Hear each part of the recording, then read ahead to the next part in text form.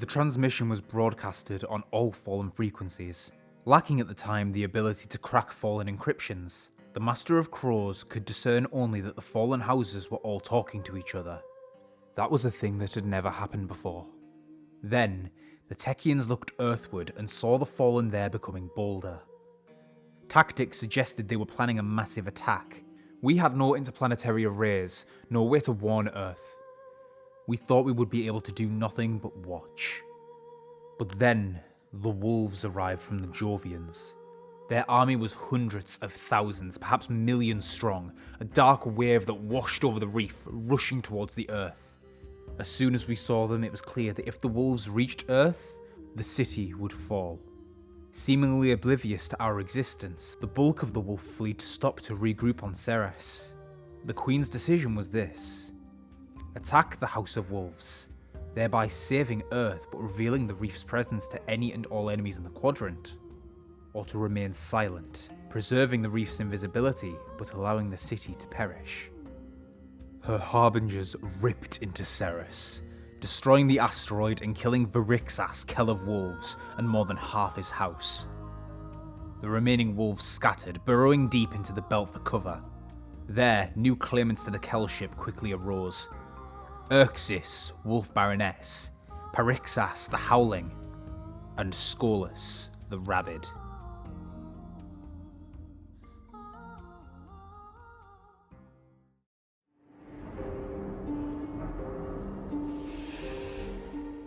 After the scatter, the frontrunner for the KELL ship was WEKSIS, Wolf Baroness.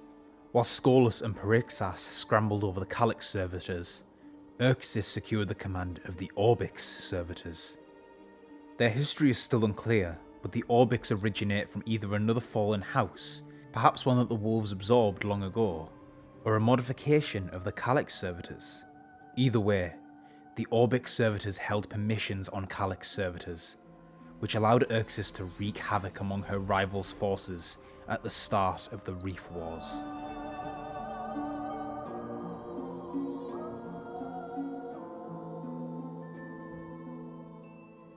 What PEEKIS' assault lacked in finesse, it made up for in sheer numbers and desperation.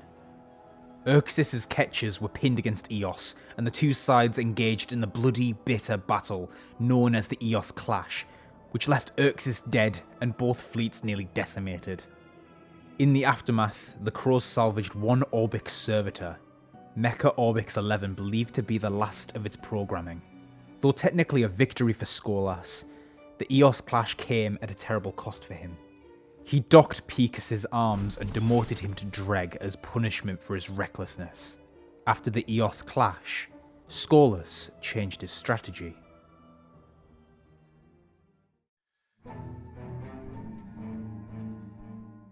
With Skolas and PEEKIS still fighting, no one expected either to attack the reef, so by the time Paladin Abrazaya arrived at Amethyst, it was too late. The Silent Fang, led by DREVIS herself, had massacred almost everyone in the station, including Coven leader Pinar Venge.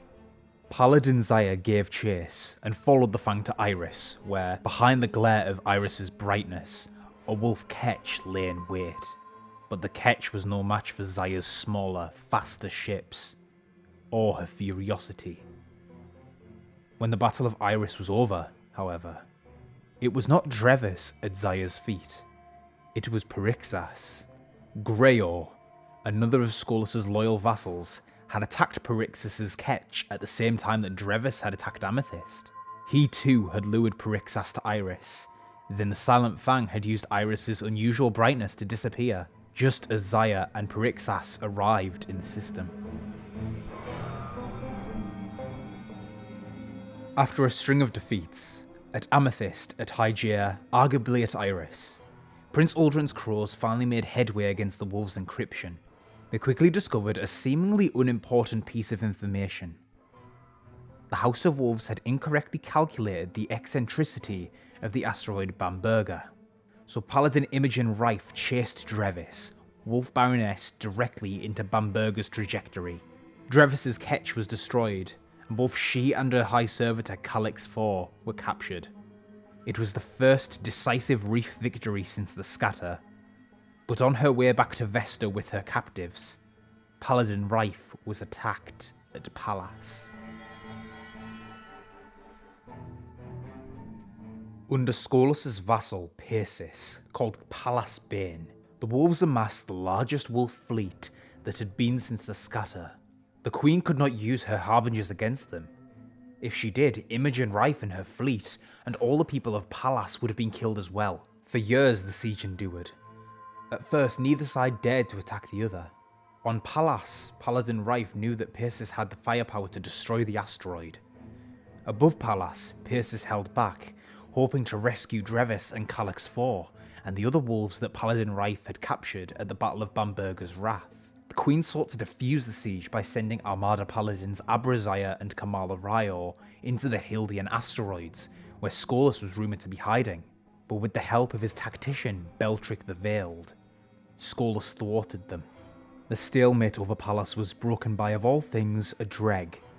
Ironically dubbed WEKSIS the MEEK, the Dreg led dozens of followers in an unsanctioned attack on Pallas. They managed to blast a hole in the Athens hull, but was stopped soon after by Commander Halam Fen. WEKSIS and the surviving followers were imprisoned alongside those they had come to save.